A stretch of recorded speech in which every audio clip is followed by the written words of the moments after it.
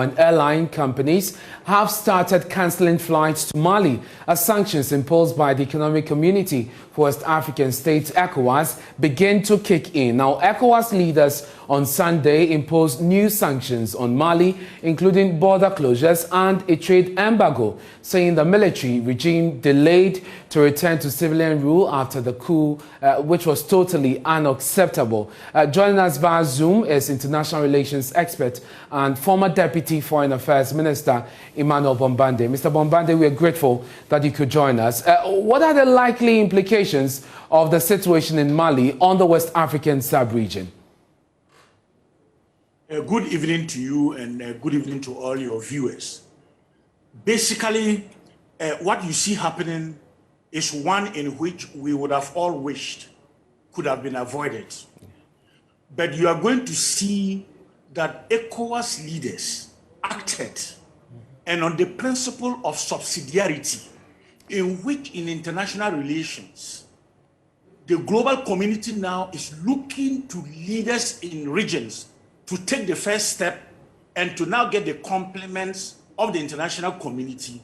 The ECOWAS decisions of Sunday will expand, and I'm aware that the Security Council today was to have a meeting on Mali. I have not heard of the outcomes yet, and we will hope that in the shortest possible time, the military junta in Mali would begin to engage and respond to the leaders of ECOWAS so that we don't have repercussions of a negative impact of the sanctions on ordinary people.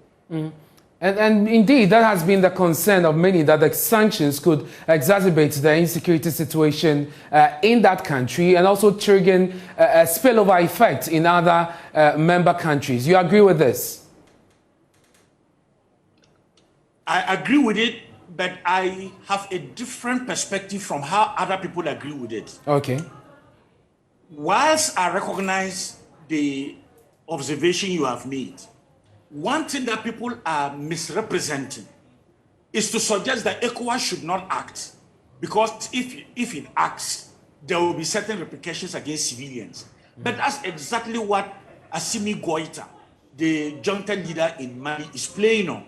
Because if he truly believes in the plight of his people, then he will take his neighbors seriously and listen to them and engage with them. He ignores his own neighbors, he ignores the regional leaders, and he's engaging elsewhere and now using the people as a pawn to talk about the inhumane treatment. So in his mind, what is inhumane when he as a leader is not prepared to listen? If you give me 1 minute, I can make a quick summary of what I mean. Go ahead, sir. Okay, so in August 2020, he overthrows President Ibrahim Boubacar Keïta. What was the premise? The premise was that insecurity was deteriorating. Then, with the same ECOWAS leadership, he allows an interim transitional government, only to overthrow that interim transitional government and make himself head of state. So, look at it from August 2020. ECOWAS has played along. They appointed former President Jonathan Goodluck as a special mediator envoy. Then in Accra, 7th November, fast track, the whole of ECOWAS reviewed the security situation in Mali. It had not improved. It was actually getting worse. They insist that put in the timetable that we can all agree to allow elections. He tells them, I'll send you the timetable by January 31st, 2022. Then in December 2021, he organizes a forum that is exclusive of other stakeholders, and that forum endorses him for 5 more years. That will now make him 6 years as an unelected leader. Yeah. And the ECOWAS leaders have played along for more than 1 year. Finally, my good brother, I'm holding in my hands the 2 key ECOWAS principles. The ECOWAS leaders in Accra on Sunday did not go out of bounds to do anything illegal. They simply read the text and they said, what has helped West Africa for more than 20 years are our protocols and treaties about peace and stability. And the sanctions that we see applying whereas we all wish it did not get to that point, are instruments. And those instruments are the pressures of diplomatic engagement and nothing else.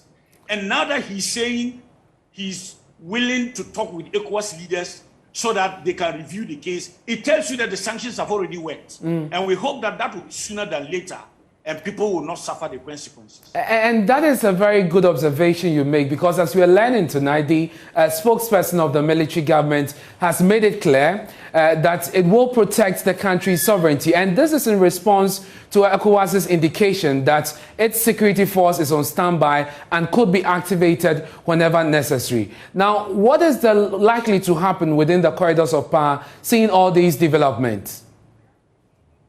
Well, first of all, there will be a lot of diplomatic engagement within our West Africa region, and that is going to extend internationally. And let me take this opportunity to make some clarifications. I have scanned through different sources of interpretations. It doesn't mean because in Africa we want to be progressive and Pan-Africanist, and we are against Western interventions in our affairs, we should undermine our own institutions, because if we respect what ECOWAS is doing, then we are undermining the sovereignty of Mali, which is supposed to be this progressive Pan-African state. They can never be more progressive than our other African states. We have to have this very clear in our mind. The second related to your question is, so from the ECOWAS region to the African Union to the United Nations, there's going to be a lot of diplomatic engagement. Okay. Then there is also going to be a lot of bilateral and multilateral engagements. Keep in mind that UMOA is a multilateral financial institution. And once UMOA has cut off, Mali cannot survive as a government when their financial transactions are suspended. And to that extent, therefore, we are learning a very important point. Whatever is happening, let's go back to our African wisdom. Okay. You don't ignore your neighbors. You don't bring in a private security company into West Africa. That jeopardizes the security of the entire sub-region.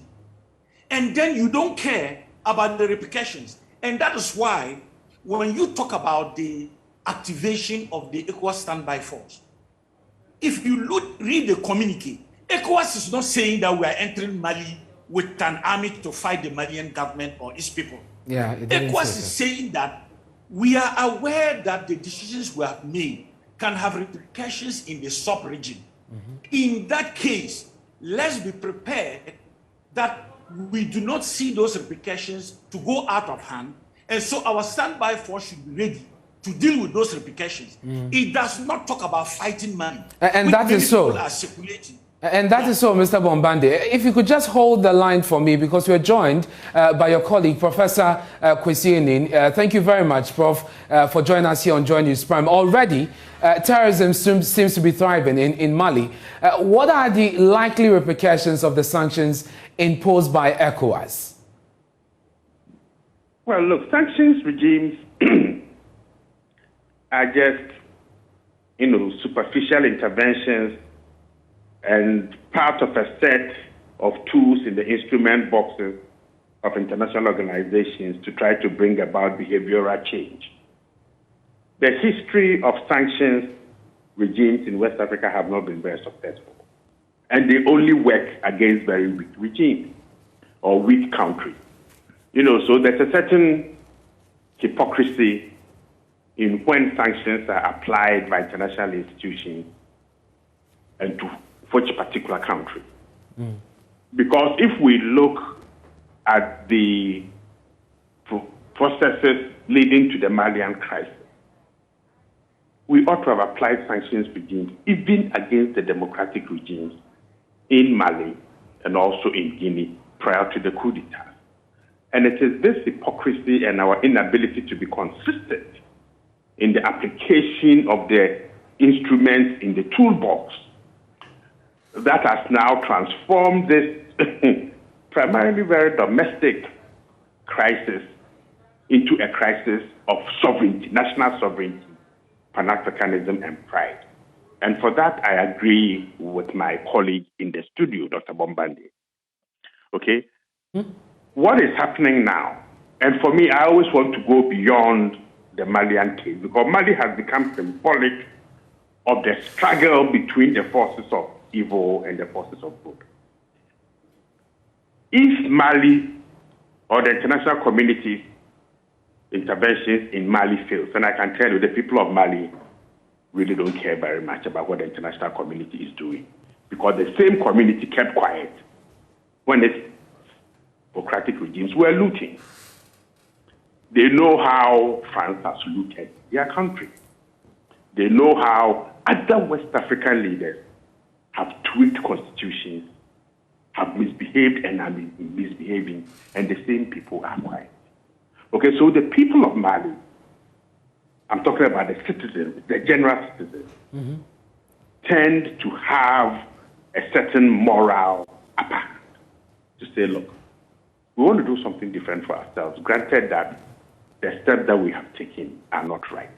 And you see, when people talk about the Wagner Group, I just laugh. What about executive outcomes? In northeastern Nigeria, mercenary groups have been operating. In Sierra Leone, Guinea, La Côte d'Ivoire. My name knows this. Okay? If mercenary groups operate in West Africa and they are from Western countries, then it is okay.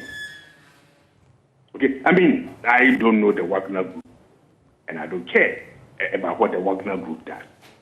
But there must be a certain modicum of ethics in international relations and the way that we assess situations. The Wagner Group is not just a fly-by-night group. It is representative of a resurgent Russia and a resurgent Russia that is playing the game in terms of its defense and foreign policy. And the Wagner Group cannot be swatted away like just some tiny fly. So anyone who plays this game about the Wagner Group will destabilize West Africa is not reading the cards well. Because Russia is playing a long-term game in which it seeks to recapture the spaces that it lost since 1990. And for Russia also, this is a matter of its pride. Okay, so instead of just reading the Malians the route, and I like my name's point about, African traditions and culture being brought in and say that whatever we do, let's listen and look at what our neighbors are doing.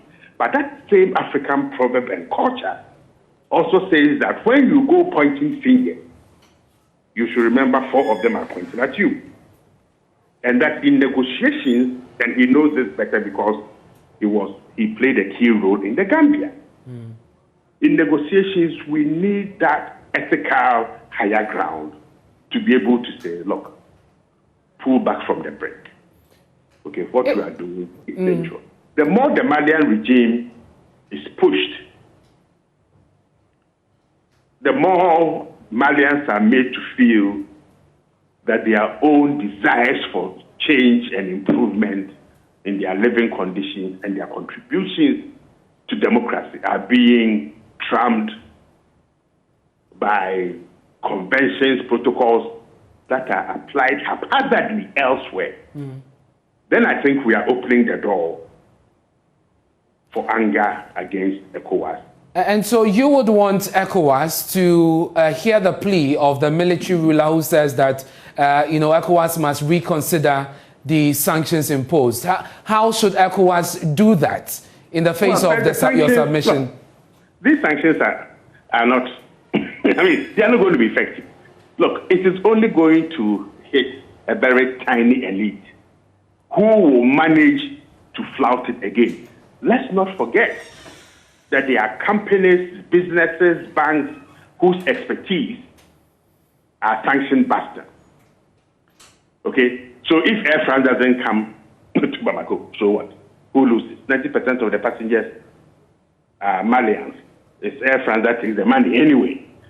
So, the symbolic gestures themselves will contribute to deepening this sense of national identity, national sovereignty, and bringing anger, against the wider international group. Look, but Professor Eni, there's also the perspective of land borders, which is part of the sanctions ECOWAS imposed on Mali. But you know yourself, and I know, the land borders don't work anywhere. Okay? Trade actually thrives better. And in the literature, there's something called attack trade. When you try to restrict people from crossing the boundary, and I think in the Ghanaian newspapers and on the internet, we know that there's a BRICS trade across West Africa, even when land borders have been closed because of COVID. So this actually adds another 10 to 15% extra cost to goods. It's ordinary people who suffer, who get bitter, who get angry, okay, and who might then want to join groups that can strike against those who have imposed these assets. So I think that, look, having a long-term negotiation strategy in which the junta says 5 years, the larger ECOWAS community is saying, look, this sends a wrong signal. We all want an inclusive, dialogic political process. 5 years sends a wrong signal. Let's continue to talk. And I would have thought a year and a half, 2 years max will bring them back, or will bring Mali back to the democratic, process. The roles of Russia and China have changed the equation dramatically. And I think in going forward, our analysts and strategic thinkers will need to factor that in terms of the options that they are giving both to ECOWAS and to their respective governments. Very well. Professor Enin, I'm grateful for your time. But Mr. Bombande, Professor Enin talks about the implications and talks about how foreign influences has dramatically changed this. We are learning, and also the bad signal that this sends, because 5 years for ECOWAS seems to be long enough. We are learning also tonight that in Guinea, the military junta there has thrown its weight behind the junta in Mali. That is not good for the sub-region. First of all, let me appreciate Professor Enin Magutdin when he looks at the antecedents and to express to you, as somebody who has been actively engaged before I came into government, I was in the UN office for West Africa and the Sahel in Dakar. And I saw the intensity of diplomatic efforts that should not have allowed Alpha Condé to have a third term. And that should not have allowed Cote d'Ivoire, even when the president there expressed his willingness to leave, to later on change his mind and have a third term. I agree with all those. But at the same time, the worst thing that can happen is to say that because we have not been accountable enough and we have produced the antecedents that created an environment for this stability, we should continue to, if you would call it, be passive, because then that's the worst thing that can happen to West Africa. And as we speak, you know that yesterday there was an attempted coup in Burkina Faso. One Lieutenant Emmanuel Zungrana, I don't know why he's called Emmanuel. Emmanuels don't believe in violence. There was an attempted coup yesterday. So we would have had a third military regime. And that is why, based on what Professor Enin is saying, we must all agree that ECOWAS leaders can no longer fall into the bad habit that created democratic presidents to sit tight and to change constitutions. And whilst we hold leaders accountable, we must insist that the ECOWAS instruments and institutions are applied. That's the first point. Very well. The second point, which you have summarized, the Algerian proposal. Algeria disagrees with the military junta for the time that they want to be in office and suggested maybe 1 more year. But the point is, the military junta has never told ECOWAS realistically what it means, because ECOWAS is not just talking about a timetable. ECOWAS is also talking about, we will accompany you. And so what you see happening is that there is a culture of military impunity with the Moussa Traoré regime in Mali that the military have gotten so used to, and it exacerbates the crisis in Mali that extends beyond Mali. If we allow Assimi Goïta, we could be talking 10 years from today of the perpetuation of that impunity of military culture. Then finally, depending on the time that you have. Very little time. Yes, okay, 30 seconds. There is the remnants of the former Soviet Union republics. Their security regime is called CSTO. And in the crisis in Kazakhstan, that was the Russian intervention in Kazakhstan. In the case of Mali, Wagner is a private security company. It is not the Russian Federation. So when we talk about Wagner, let's not equate it to Russia. Wagner, they protect your gold mine and take your gold. And I'm saying this because I know them with my experience in Central African Republic. Okay. Last week, they killed 10 people in a village because the young people refused to go and do forced labor for them. And the human rights abuses are so many that the government of Central Africa is considering withdrawing from the ICC because they have to protect themselves from the abuses of Wagner. So let's separate Wagner from the Russian Federation. The two are different. They only happen to have a connection with the Kremlin, but they are not Russian Federation. Very well. Mr. Bombande, we'll leave you here. Thank you very much for your time. That's Emmanuel Bombande, a former Deputy Foreign Affairs Minister and a former senior advisor at the UN. We'll continue to watch the developments in Mali because it affects the security of the sub-region.